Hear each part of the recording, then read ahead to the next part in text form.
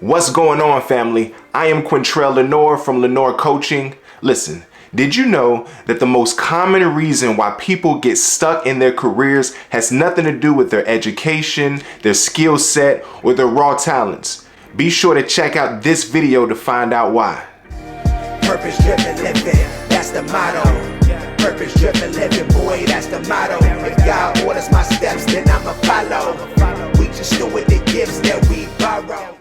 Welcome. As I mentioned, my name is Quintrell. Folks call me Q. I am a career coach and a training and development professional. I've spent about 10 years working with job seekers of all stages of their careers, from students to early career professionals to experienced professionals, essentially helping folks to level up their careers, to help them change, to help them pivot, to help them accelerate, to help them achieve their long-term career goals. All right, let's jump into it. So according to Forbes.com, there's three main reasons why folks get stuck in their careers. The first is folks avoid change. Secondly, people resist growth and maturity. And third, people have trouble selling themselves. When you think about all three of those things, all of them are really centered around professional communication. The culprit, the Achilles heel, is really our ability to communicate effectively within the workforce. We know that our organizations are very diverse, that people have a lot of different personalities,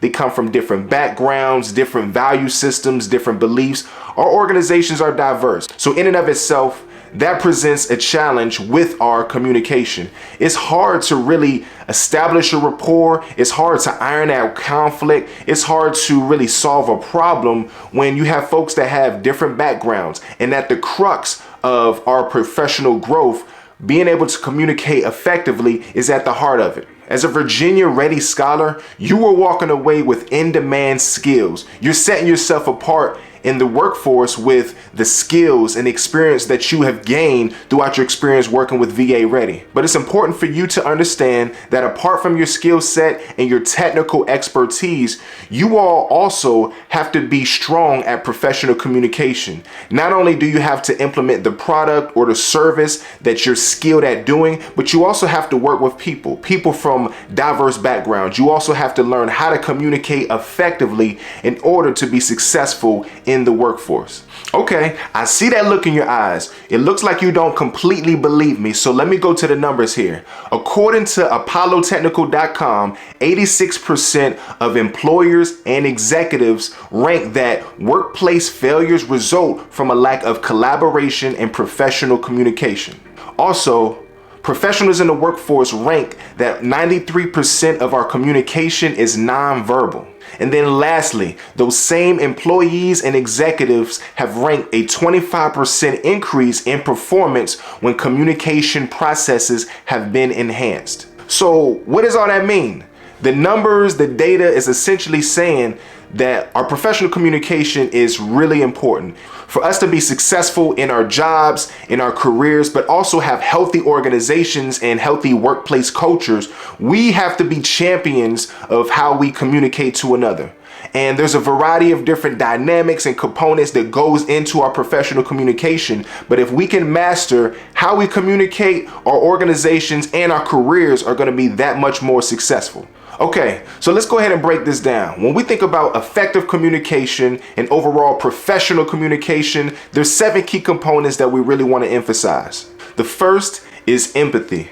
When we think about empathy, essentially, we're thinking about things from that other person's point of view. How are they going to perceive whatever it is that I'm going to tell them? For empathy, we're thinking about what is it that they're going through emotionally or mentally that might play a role in how I communicate with them. It's important to think about other people, but it doesn't mean that you have to compromise in your communication. It just means that you have to be intentional and strategic in how you communicate. The second component of effective communication is listening. So this is essentially acknowledging that your conversation, your communication is a two-way street. It's not all about you getting your point across. It's about you actively listening and processing what it is that they're saying so that you in response can be more engaged and give more critical thought for how you respond to them within the heart of this conversation.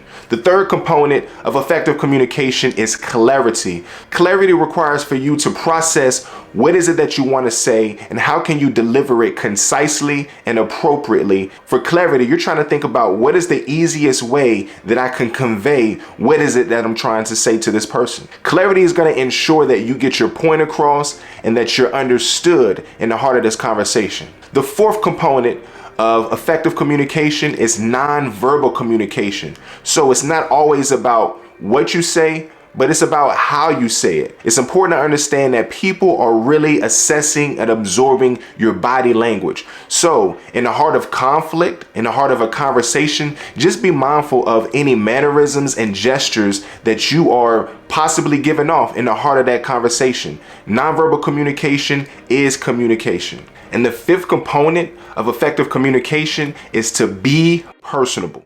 So when you think about being personable, you're trying to be mindful of building a rapport, finding those common interests so that you can build on a conversation. This has a lot to do with your body language. Being personable, you want to be your authentic self and you want to come across as somebody that's open to having this conversation. So be personable.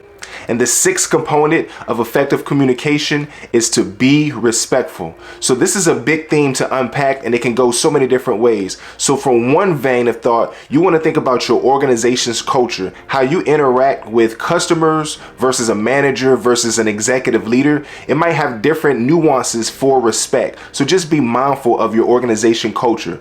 Also, when you think about respect, you're overall thinking about treating someone with dignity. So if you're addressing folks that have a certain job title, be mindful of that. Whenever you're working with a customer, you want to make sure you're treating them with dignity, honesty, being forthright, communicating in a way that allows them to feel valued as a human being. So respect is a huge component to think about for effective communication. And then lastly, the seventh component for effective communication is the medium.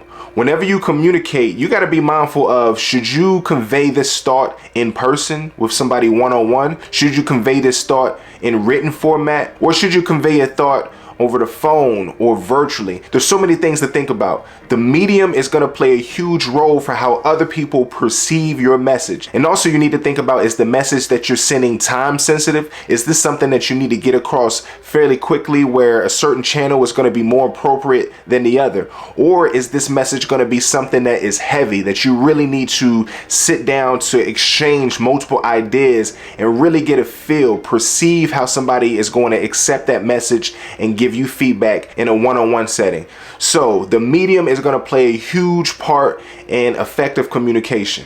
So my hope is that those were some solid examples for the components of professional communication. Be mindful that professional communication is going to vary depending on the industry that you work in, the type of job that you work, and the culture of the organization. Some quick tips for professional communication include the following.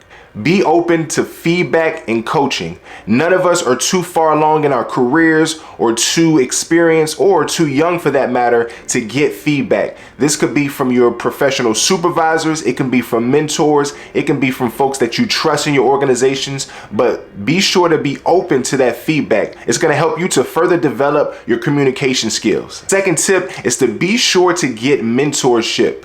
So along with being open for feedback, it's important for somebody to pour into you.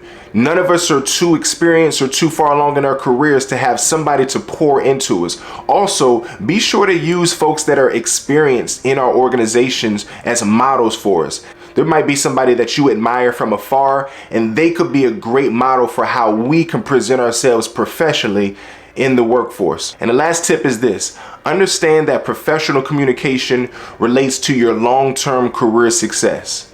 You all have done a phenomenal job cultivating technical skills and in-demand industry skills for you to grow professionally, but really mastering how to communicate and how to be the consummate professional is going to lead to long-term career success. I hope this video was helpful for you all. Be sure to visit our website at lenorecoaching.com to tap into more free resources. Thank you again for your partnership, and y'all have a blessed one. Take care. Purpose driven living, that's the motto. Purpose driven living, boy, that's the motto. If God orders my steps, then I'ma follow. We just do with the gifts that we borrow.